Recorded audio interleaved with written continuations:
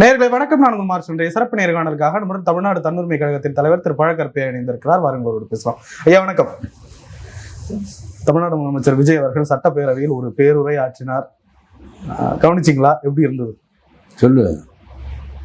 என்ன உரையாற்று நான் சொல்லு. நிறைய விஷயங்களை பேசியிருக்காரு. எதிர்கட்சிகளை கடுமையாக விமர்சிச்சிருக்காரு. யாரையும் தொட விட மாட்டோம், தொட்டவங்களையும் விட மாட்டோம், தொட்டா விட மாட்டோம் அப்படின்னு டயலாக் பேசியிருக்காரு. அப்பாவை காணும். நியாயமான பேச்சு தான். தொட்டவர்களையும் விடமாட்டோம் என்று சொல்வது. அதுக்காக தானே ஆட்சிக்கு வந்திருக்கிறோம். ஒரு போலீஸ்காரன் சொல்வது போல திருடனையெல்லாம் நாங்கள் உள்ளே வைக்காமல் விடமாட்டோம் என்று சொல்வது எப்படி அவனுடைய கடமையோ, அது மாதிரி ஒரு முதலமைச்சராக வந்திருக்கிறாய். ஊழலை ஒழிப்பதாக சொல்லி வந்திருக்கிறாய். ஏற்கனவே இருக்கிறவர்கள் ஊழலில் திளைத்திருக்கிறார்கள். ஆகவே நானும் தொடமாட்டேன், தொட்டவனையும் விடமாட்டேன் என்று சொல்வது சரியான பேச்சு தான். அது உன்னுடைய கடமையும் கூட. நான் சொல்லுகிறேன், எதற்காக விஜயபாஸ்கரை கட்சியில் சேர்த்துக்கொண்டு நீ எப்படி ஊழலை ஒழிப்பாய்? 2 விஜயபாஸ்கரையும் உன்னுடைய கட்சியில் சேர்த்துக்கொண்டு எப்படி ஊழல் ஒழிப்பாய்? அந்த பகுதியில் மலைகளே இல்லாமல் போனதற்கு புதுக்கோட்டை விஜயபாஸ்கர் தான் காரணம். அந்த ஆள் மீது குட்கா வழக்கு இருக்கிறது. அந்த ஆள் செய்ய வேண்டிய ஊழல் இனிமேல் உலகத்தில் எதுவும் புதிதாக செந்தில் பாலாஜி வேண்டுமானால் இவரை கொஞ்சம் மிஞ்ச முடியும், தவிர வேறு எவனும் மிஞ்ச முடியும். அவ்வளவு ஊழலான மனிதனை ஒரு பக்கம் உன்னுடைய கட்சியில் சேர்ப்பதற்கு அவனை கட்சியை விட்டு வெளியே வா, ராஜினாமா செய் என்று சொல்லுகிறாய். இன்னொரு பக்கம் ஊழலை ஒழிக்கிறேன் என்று சொல்கிறாய். ஊழலை ஒழிப்பதற்காகத்தான் நீ வந்திருக்கிறாய். அதை செய்யவில்லை என்றால் இது ஒரு கடமை. போலீஸ்காரன் நான் திருடனை பிடிப்பேன், திருடனை பிடிப்பதற்காகத்தான் உனக்கு உடுப்பேன். அதுபோல் ஒரு ஏற்கனவே இருக்கிற கட்சி செய்த ஊழல்களை எல்லாம் ஒழுங்குபடுத்துவதற்காகத்தான் மக்கள் உனக்கு வாக்களித்து ஆட்சியில் உட்கார வைத்திருக்கிறார்கள்.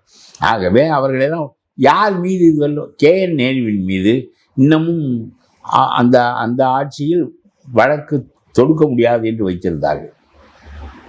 நேருவின் மீது அமலாக்கத்துறை வழக்கு பதிவு செய்ய வேண்டும் என்று ஏராளமான சான்று ஆதாரங்களை எல்லாம் கொடுத்தது.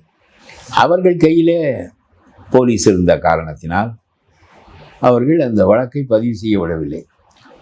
உயர்நீதிமன்ற நீதிபதியால் ஒன்றும் செய்ய முடியவில்லை. அவர் அதற்கு பிறகு நான் உத்தரவு போட்ட பிறகும் அவரின் மீது நடவடிக்கை எடுக்க மறுக்கிறார்கள் என்று சொல்லி உயர்நீதிமன்ற நீதிபதி நீதிமன்ற அவமதிப்பின் பேரிலே மறுபடியும் உத்தரவு போட்டார். இப்பொழுது இவர்களுடைய அதே வழக்கறிஞர் ஏற்கனவே நேருவின் மீது வழக்கு பதிவு செய்ய முடியாது என்று சொன்னவர் இப்பொழுது வழக்கு பதிவு செய்ய வேண்டும் என்று கோர்ட்டில் கொடுக்கிறார். அப்பொழுது நீதி அரசர் கேட்கிறார், ஏற்கனவே நீங்கள் தானே வழக்கு பதிவு செய்ய முடியாது என்று சொன்னீர்கள், இப்பொழுது பதிவு செய்ய சொல்லுகிறீர்களே என்று கேட்கிறார். அரசுகள் மாறலாம், ஆனால் நிலைப்பாடுகள் மாற முடியாது என்று சொல்ல. அரசுகள் கையில் தானே எல்லாம் இருக்கிறது. இது நீதி அரசருக்கு தெரியாதா என்று கேட்கிறேன் நான். ஒரு அரசு நீதியை மறிக்கிறது, அது கையில் போலீஸ் இருக்கிறது. அது நினைத்தால்தான் வழக்கு பதிவு செய்யும். அந்த அதிகாரத்தை நீங்கள் அரசுக்கு கொடுத்து வைத்திருக்கிறீர்கள். நீங்கள் உத்தரவு போட்டு பார்த்தீர்கள், அந்த உத்தரவுக்கு அரசு பணியவில்லை. பிறகு ஆட்சி மாறிவிட்டது. இப்பொழுது அதே நேருவின் மீது வழக்கு பதிவு செய்யும்படி அதே வழக்கறிஞர் உங்களுக்கு சொல்லுகிறார். வழக்கறிஞர் மாறலாம், ஆட்சிகள் மாறலாம், ஆனால் சட்டம் எப்பொழுதும் ஒரே மாதிரி தான் என்று நீதியரசர் சொல்வது எனக்கு என்னவென்று புரியவில்லை. நீதியரசர் என்ன சொல்ல வேண்டும்? இன்னும் நம்முடைய நீதி குறைபாடுடையதாக இருக்கிறது. ஆட்சிகள் மாறினால்தான் நீதி வழங்க முடியும் என்கின்ற நிலையில் தான் நம்முடைய ஆட்சியின் போக்குகள் இருக்கின்றன. அந்த ஆட்சியில் நேருவின் மீது வழக்கை பதிவு செய்யவே முடியவில்லை. நான் நீதிமன்ற அவமதிப்பு வழக்கு போட்டும் பதிவு செய்ய முடியவில்லை. நீங்கள் உச்ச நீதிமன்றத்திற்கு போய் அதை கிடப்பிலே போட்டீர்கள். இப்பொழுது இன்னொரு வழக்கறிஞர் இந்த அரசின் சார்பாக அந்த வழக்கை பதிவு செய்யுங்கள் என்று சொல்லுகிறார். இவர் அதுக்கு வாய்தா போடுகிறார்.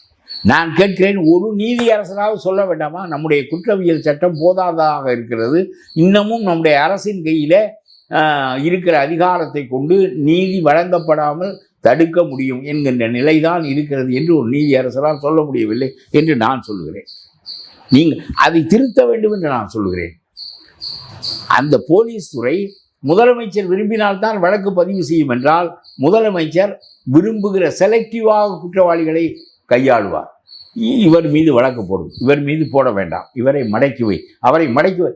இந்த ஆட்சி தானே செய்தார் ஸ்டாலின். இதை எடுத்து மக்களுக்கு சொல்ல வேண்டாமா என்று கேட்கிறேன். நீதித்துறையில் சட்டத்துறையில் மாற்றங்களை கொண்டு வர வேண்டுமா வேண்டாமா என்று கேட்கிறேன். நான் சும்மா வந்து பேசுவதற்கு என்ன, நான் என்ன திருமாவளவனா? ஏதோ 4 வாரியம் தந்தால் போதும், நானே திருச்சியில் நின்றால் போதும், அப்புறம் நானே மறுபடியும் மந்திரியாக வந்து விட்டால் போதும், ஒன்றும் தேவையில்லை. நான் சொல்கிறேன், இது மாதிரி குற்றங்களை எல்லாம் ஒழுங்குபடுத்துவதற்கும் திருத்துவதற்கும் நம்முடைய நீதி அமைப்பாலும் அரசாலும் முடியவில்லை என்று சொன்னால் நம்முடைய ஜனநாயகம் ஒழுங்காக செயல்படாத அயோக்கியர்கள் தான் ஆட்சிக்கு வருவார்கள்.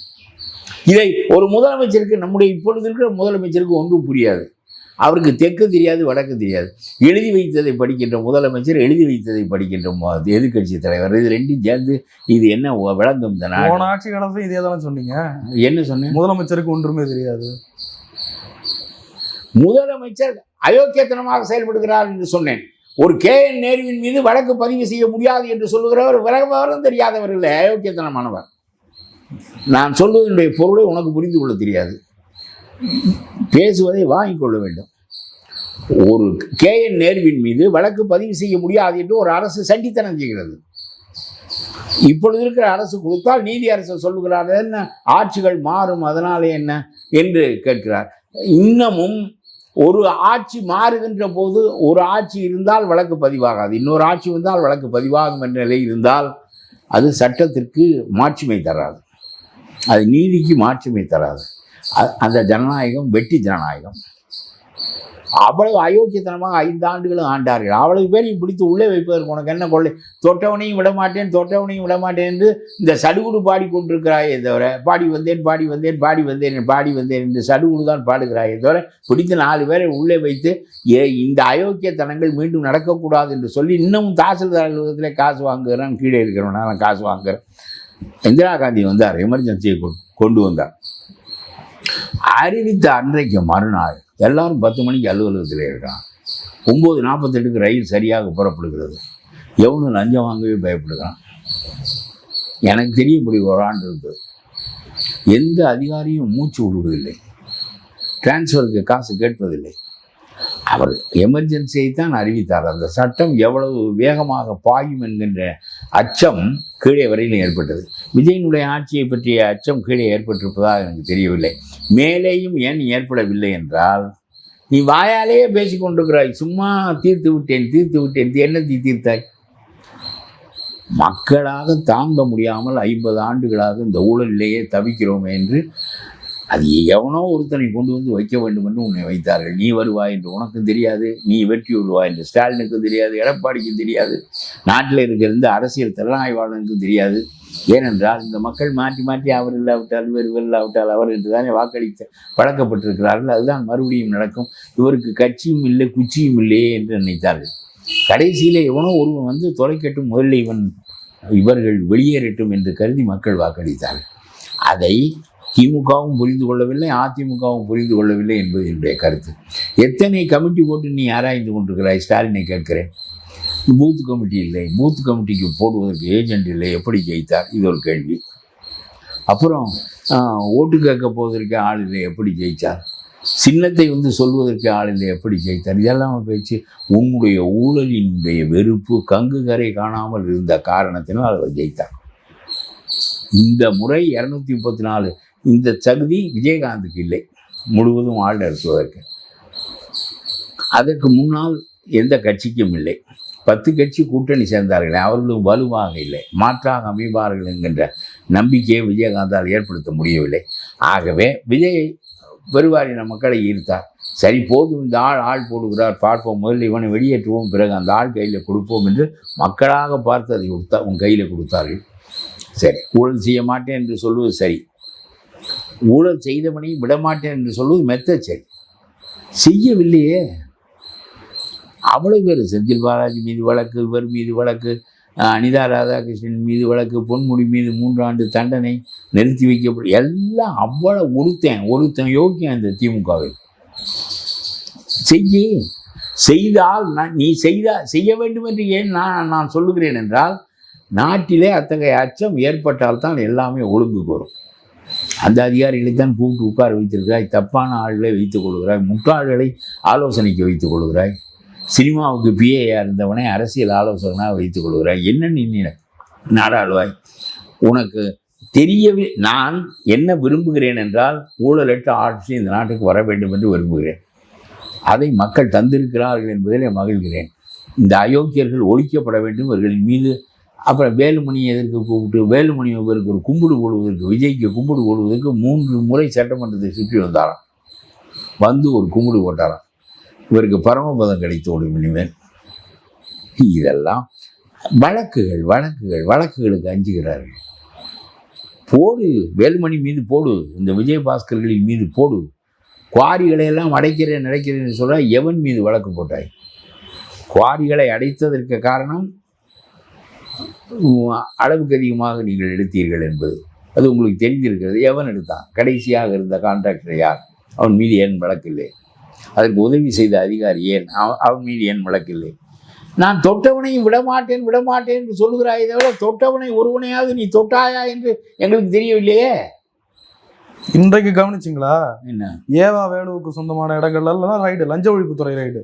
அது சரி, ஏற்கனவே ரெய்டு போய் முடிவானவர்களின் மீதே அந்த வழக்குகளை தொடர்வதற்கு ஏதோ அச்சுறுத்துவதற்காக செய்கிறார்களா என்ன என்று தெரியவில்லை.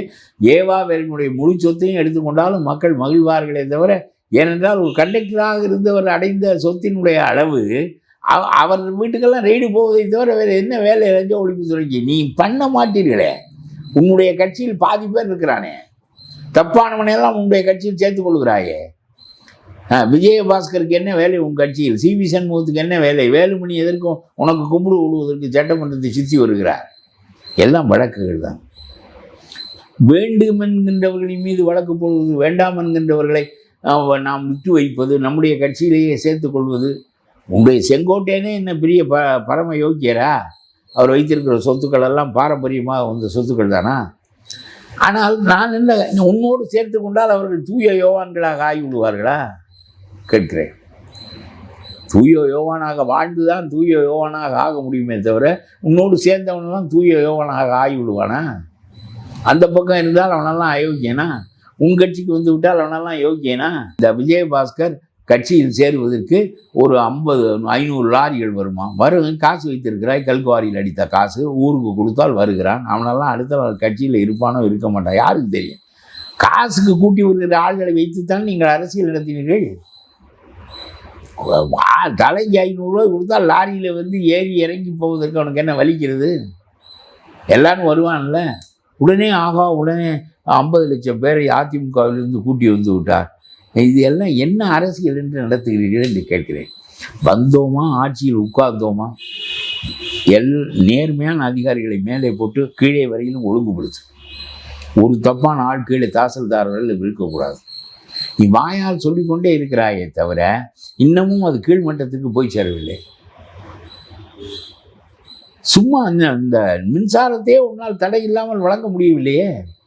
ஒவ்வொரு நாளும் ராத்திரியில் போகிறது, பகலில் போகிறது, ஏன் என்று கேட்க முடியவில்லை. 4 மணி நேரம், 2 மணி நேரம். அது ஒரு பக்கம் கிடக்கட்டும்.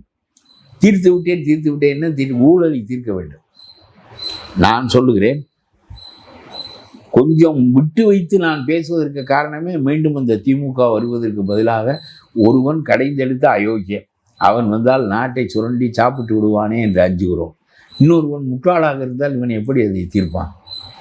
இந்த தீர்ப்பாயம் போடுகிறாய், தீர்ப்பாயம் வேண்டும் என்று கேட்டாயே, இதை புரிந்து கேட்டாயா என்று கேட்கிறேன். இந்த லாட்டரி சீட்டுக்காரர் ஒரு மந்திரியாக இருக்கிறார், அந்த ஆள் சொல்லுகிறார், வில்சனிடம் கேட்டார்களாம். வில்சன் யார்? திமுகவினுடைய எம்பி, திமுகவினுடைய வக்கீல். அவரிடம் கேட்கிறாராம் இன்னொரு சீனியர் லாயர். என்ன கேட்கிறாய்? பொது அறிவு வேண்டாமா? நான் கேட்கிறேன், புதிய தீர்ப்பாயம் வேண்டும் என்று நீ எல்லாரையும் ஏமாற்றி ஒரு மனதாக தீர்மானம் நிறைவேற்றிக் கொள்கிறாய், இடையில தீர்மானத்தை சொருகுகிறாய். அந்த திமுக கொண்டு வந்த தீர்மானத்தை நீ எதற்கு போடுகிறாய்? புதிய தீர்ப்பாயம் இன்ன வரையறைக்குத்தான் தீர்ப்பு சொல்ல வேண்டும் என்று சொல்ல உன்னால் முடியுமா? பழைய காவிரி நீருக்கு ஒரு தீர்ப்பு தானே இருக்க முடியும். இன்னொரு தீர்ப்பாயம் எதற்கு? ஒரே காவிரி நீர், வேறு ஆற்று நீராக இருந்தால் புதிய தீர்ப்பாயம் கேள். ஒரே காவிரி நீர், இதற்கு குடித நீருக்கு அவன் அணை கட்ட வேண்டும் என்று கேட்கிறான். எங்கேயாவது குடித நீருக்கு அணை கட்டியிருக்கிறானா? உலகத்தில் எந்த நாட்டிலாவது? எவ்வளவு முட்டாள்கள் ஆண்ட கால நாடுகளில் கூட குடிநீருக்கு அணை கட்டியதில்லை. ராமநாதபுரத்துக்கு குடிநீர் கொண்டு போகிறோம், காவிரியில் அணையாக கட்டி கொண்டு போகிறோம்.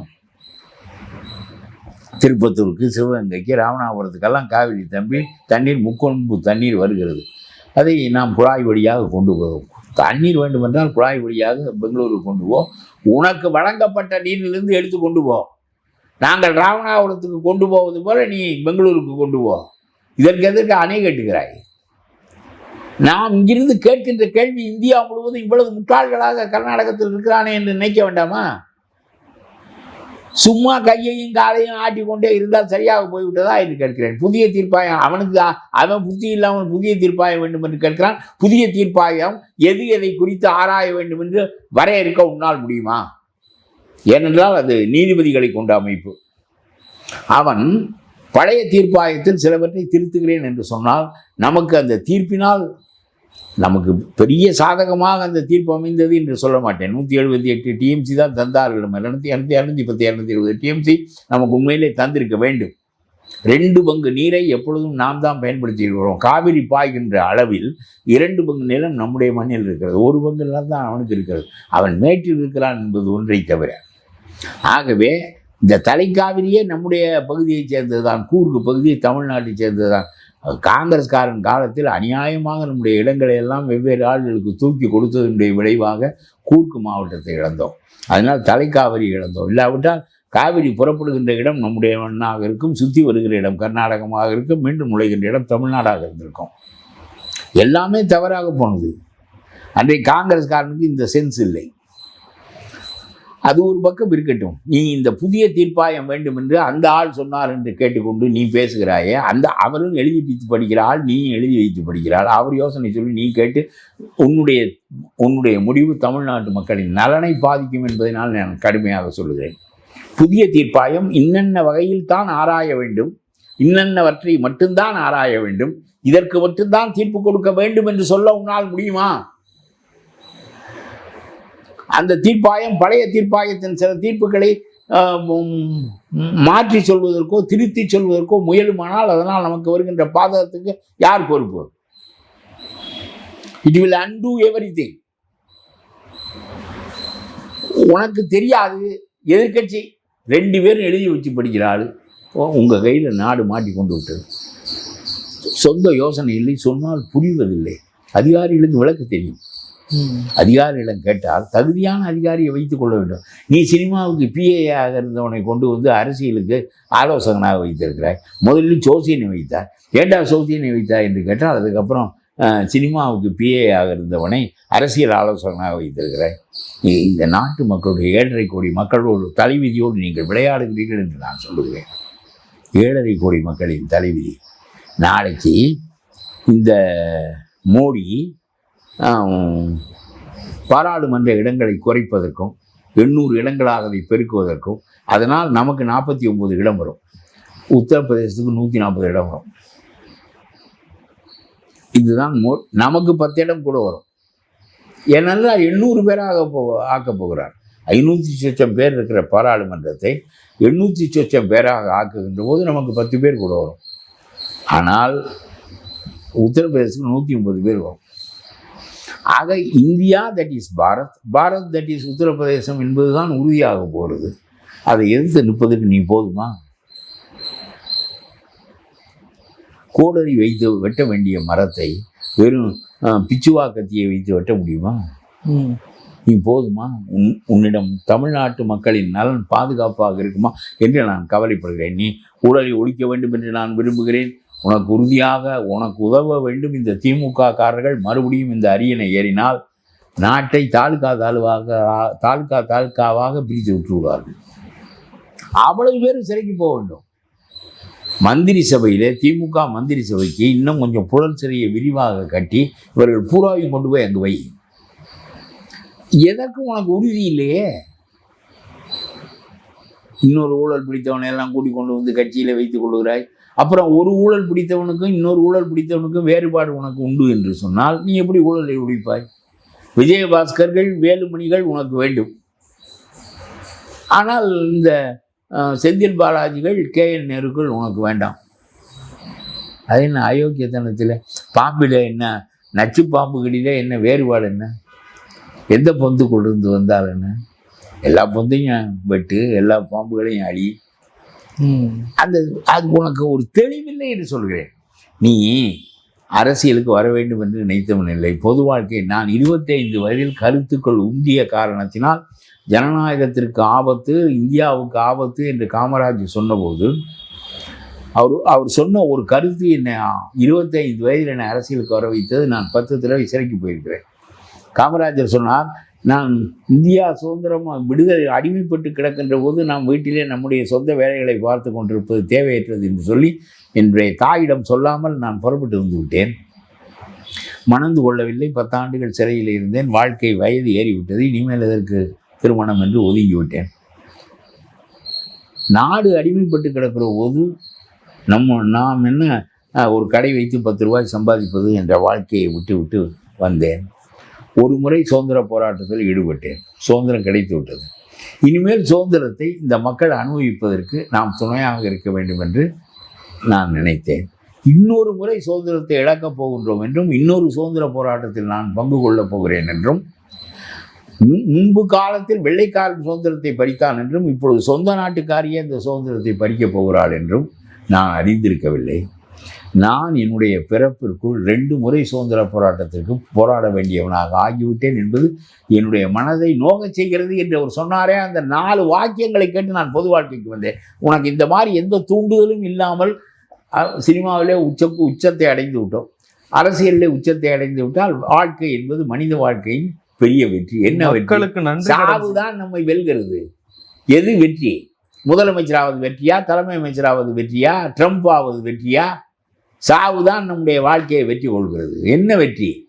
இருக்கின்ற காலத்தில் பிறருக்கு இடையூறு இல்லாமல் வாழ்ந்தால் முதல் சிறப்பு, அவர்களுக்கு உதவி வாழ்ந்தால் மிகச்சிறப்பு. இடையூறு இல்லாமல் வாழ்ந்தாலே முதல் சிறப்பு தான்.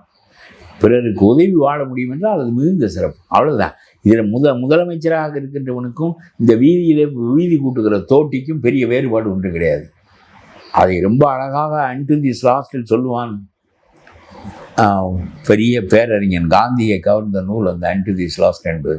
ஒரு ஜனாதிபதி தன்னுடைய கடமையை செய்ய தவறினால், ஒரு தோட்டி தன்னுடைய கடமையை சிறப்பாக செய்வானே ஆனால் ஜனாதிபதியை விட தோட்டி சிறந்தவன் என்று சொல்லுகிறார்.